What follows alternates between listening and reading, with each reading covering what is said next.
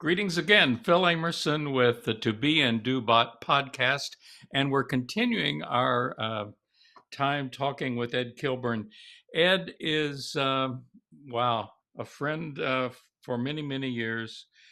He counts among his friendships and persons he shared the platform with folks like Phil Gully and Marcus Borg, Phyllis Tickle, and Bishop Marianne Budd.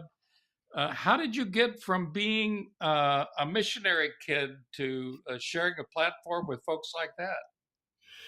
Oh, Phil, one day at a time. It certainly was not a known path back when we were fumbling around Asbury College and Seminary back in our pre-Christian days. We we were just doing the next thing that was out there, kind of following in other people's footsteps. But as far as ending up in doing what I'm doing, I just um, have been very fortunate in the people that have, you among them, have found me to be a useful resource. Um, and so I was brought in alongside. I was not brought in as, and I'm thankful in my life, as the feature or as a primary celebrity personality. I was good at making other people look good and building a story and a context around them for events and for retreats and in worship services. And and so people found that useful, and then they started paying me to do it. And so, but Hey, a missionary kid, all of us that grow up in the circumstances of even a preacher's kid, but a missionary kid in particular, you learn to entertain yourself. yeah. We were um, very much about creating our own fun, and so I early on, long before other people were picking the guitar and singing, I was starting to do that. So when I arrived at Asbury, I was pretty much the only person that could play four chords on the guitar. So I became a big deal for no reason at all, just because a lack of talent around me made me look good. Well, you're of course being modest about your family legacy. Distinguished folks in early missions work in China and in Korea. Your dad, dean of seminary or president of seminary, I believe. Full theological. Um, Well, yeah. yeah. So, you know, I think I, like you, had a lot of baggage I was carrying on my back when I arrived at Asbury, and I just didn't know it until I got there. And I thought, what is this? what, what is this Well, you're perfectionism stuff? Well, you're lucky you figured it out then. I didn't figure out until I was 10 years out of there. Yeah. So Yeah. That's, it has been a journey, and recently it feels like what they call evangelicalism today. Yeah, it's still rigid and narrow, and they worship the Bible, at least their interpretation of the Bible, more than anything else. But it's in some tangible ways different.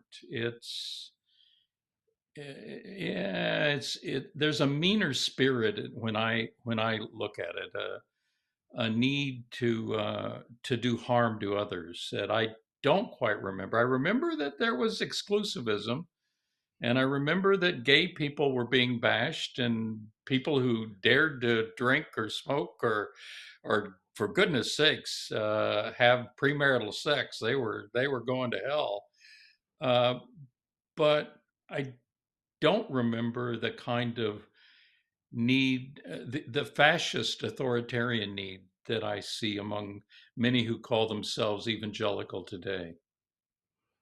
my Facebook post today said they raise their hands to Jesus and bend their knee to Trump. That's why I left the church many years ago. And I call myself a believer because I am, but I don't even use the word Christian. I will be honored if somebody else used the word Christian in describing my behavior, but I Yeah. don't use it as a functional title, and certainly not evangelical. Yeah, that Yeah. it's a hard journey because you're kind of leaving a family that you love. So it's not an easy thing. It's not like you just one day you just skip out the door and you're happy and you're smiling. It's a brokenness, because it was your home and it's what you knew. Um, but it's a long way in the rearview mirror now. Yeah. That's interesting you say that because every now and then, but rarely, I think of the words alma mater, the mother of my soul, and I Mm-hmm. realize I don't have one.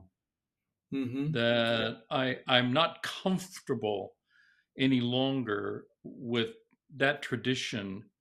It's not the mother of my soul. And that's okay. I'm jealous of others that have good experiences with their universities and now can go back and embrace and celebrate it. But it's just not where I am. Yeah. Uh, and if you forget that, all you have to do is meet somebody who is still in that culture from your past and try to have a conversation with them. And Yeah. you realize that it's a foreign country. Like my song says, it must. We're talking about Jesus, but it must have been a different Jesus. You must be talking about a different different Jesus, the one that I know. That story So came out. That story came out of a reunion at Asbury. I went back to Asbury for a reunion. I don't know how many years ago, and somebody was saying, "You remember John Phillips?"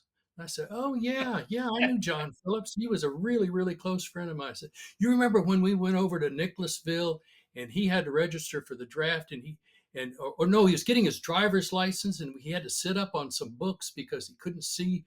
I said, well, wait a minute, sit up on some books. John Phillips was like 6'4". 6'4" or 6'5", yeah. No, the John Phillips, he was this little guy. He's about 5'1". I said, oh, it must have been a different John Different. Phillips. Okay. Okay, it's a different John. And then I moved that analogy over to people talking about Jesus. So they said, "Do you know Jesus?" My song opened, so a stranger stopped me on the street and said, "Friend, do you know Jesus?" I surprised him when I said, "I'm sure I do." Then he handed me his Bible and he showed me where to look and how to pray and what to do to find the truth. When I tried to talk, he wouldn't listen. When I wouldn't pray, he shook his head. So I gave him back his Bible and I just hugged him because I don't think he understood a word I said. There I you think it are. must have been I think it must have been a different Jesus than the one I met Yeah. when I was just a child. And whenever I do a Facebook post, there's some old fan of mine saying, somebody had a song about that. Yeah, it was called A Different Jesus. I can't remember the guy. He was a folkie from the 60s.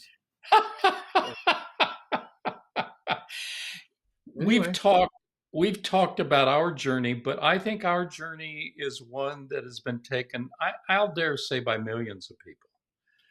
And obviously, Rachel and Held Evans, Rachel Held Evans' journey, among others, but reading her story is so parallel. I mean, many people have made journeys like that. I mean, but because of her deep evangelical fundamentalist roots, uh, she speaks of being torn up, being torn and being broken, and the amount of pain that it was to move out, as opposed to I enjoyed some of the freedom because I moved to a ski town in Colorado and was living my best life.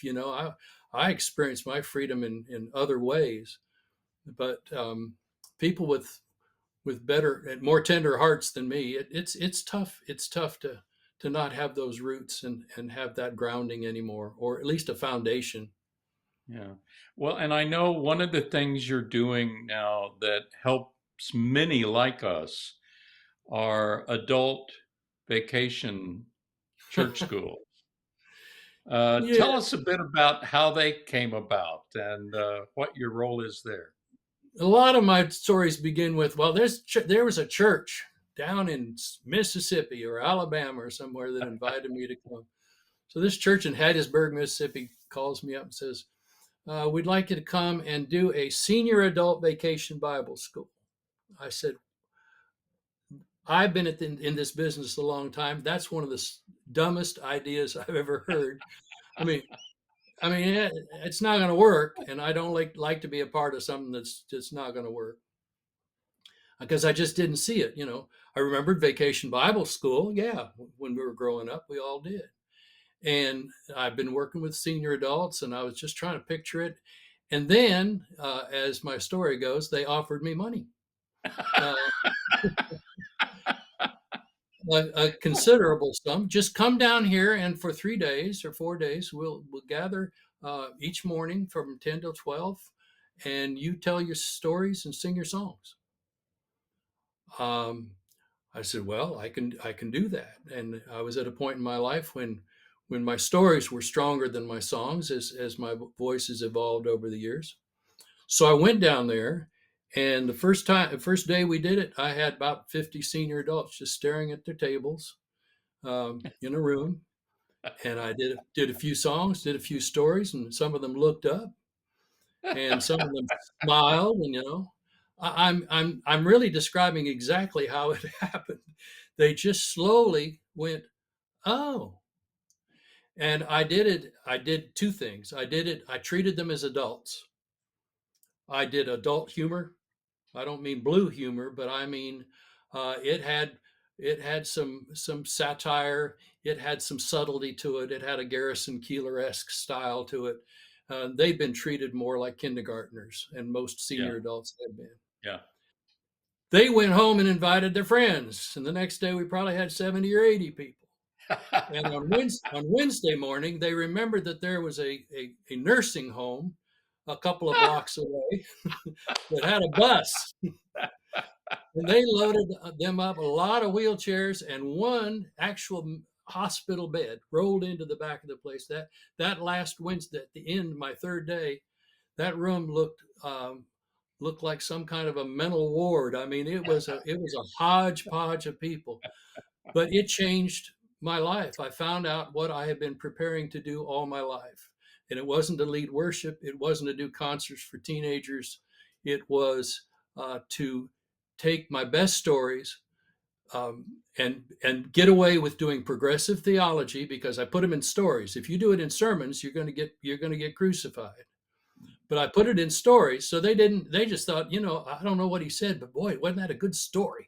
I love his stories.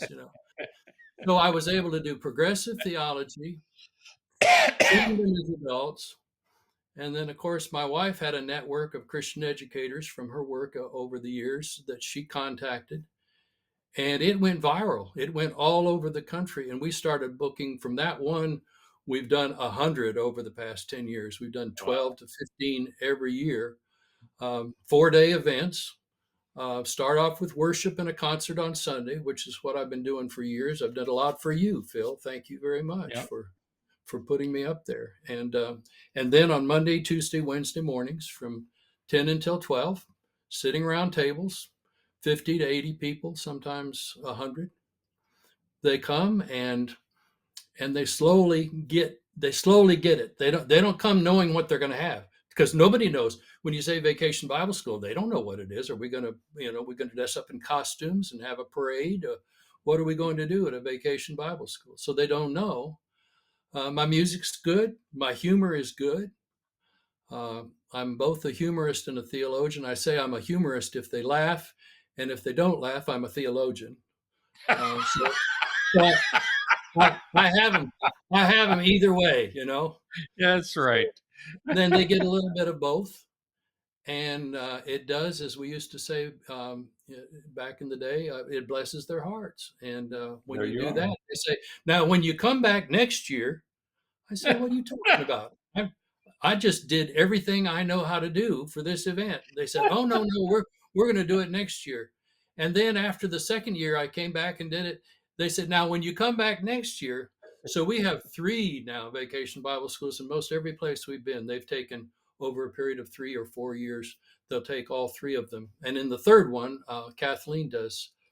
She's a retreat leader and a really good women's retreat leader. So she does an hour as part of the program. And it's a very frustrating thing to have her up in front of people because um, she's very simple. She's a Sunday school teacher. She has no music. She has no humor. Um, and I have been at this for 60 years. I'm a big deal. I know how to manipulate an audience. I can, I've got my jokes, I got my songs, I know what I'm doing. And I'll do my hour at the beginning and she'll do her hour at the end. And they'll come up and more. This happened many times, Phil. They come up and say, Ed, I have been a fan of yours for years. I love your stories. I love your songs. And you're just as good as you ever were. And I'm just kind of basking in that compliment. And then they say, but that Kathleen, Lean. she is she is so good. And I'm saying, what the hell? And I had to sit there and watch and see what she did was intimate. It connected and it was simple and it was moving. And she cried every time she got when she got moved by something. Well, people thought that was wonderful, because she'd forgotten, I'm a performer. I never forget what I'm doing. And she had just flowed. So now our VBS 3 is the most popular. We want that Kathleen to come back. It used to be a big deal, but that's the story. And it has grown and it has done well. But I am coming down to the last few years that I can actually. Uh, you got to drive and you got to set up and tear down equipment. I'll be able to sing and tell stories, but driving and setting up and tearing down equipment. I tell people I sing for free, but I charge a ton A a ton lot of to money say. to drive and set up and tear down. So are you set up there to do another song for us? I've got one here. I've got a folder over here on my desk, Phil, that you're going to have to dig out one day because you're on the list. It's a folder that says celebration, and it's the plans for my funeral. And every once in a while, I'll get it out and I'll add a poem or I'll add a song or I'll add a name. And some of the names have changed over the years of people that I want to be notified. But someday it's going to happen, and somebody's going to say, "Well, Ed had a file on his desk. It said celebration," and you're going to have to get it out because I'm going to have to miss it by about 4 or 5 days. Sorry about that. That's just the way You're these things go. presuming I'll be around. Oh, you will. You will.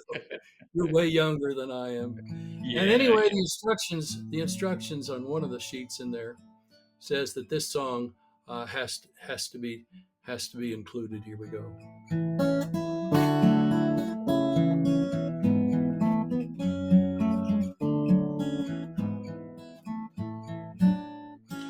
When it's all been said and done, there is just one thing that matters. Did I do my best to live for truth? Did I live my life for you? When it's all been said and done, all my treasures will mean nothing. Only what I've done for love's reward will stand the test of time. Lord, your mercy is so great that you look beyond my weakness, finding purest gold in miry clay, making sinners into saints. And I will always sing your praise.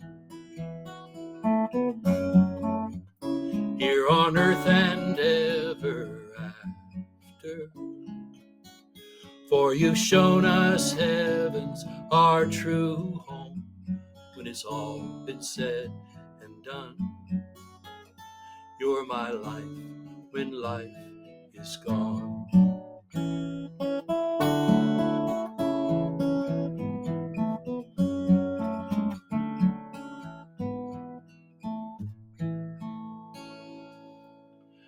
There you go, the piece from the Grateful Dead.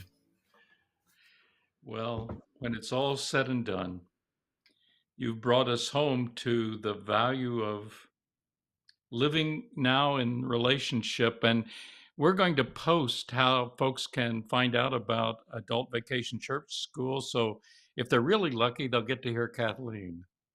Absolutely. Absolutely. Be well, my brother. And you too, my brother. Yeah, talk soon.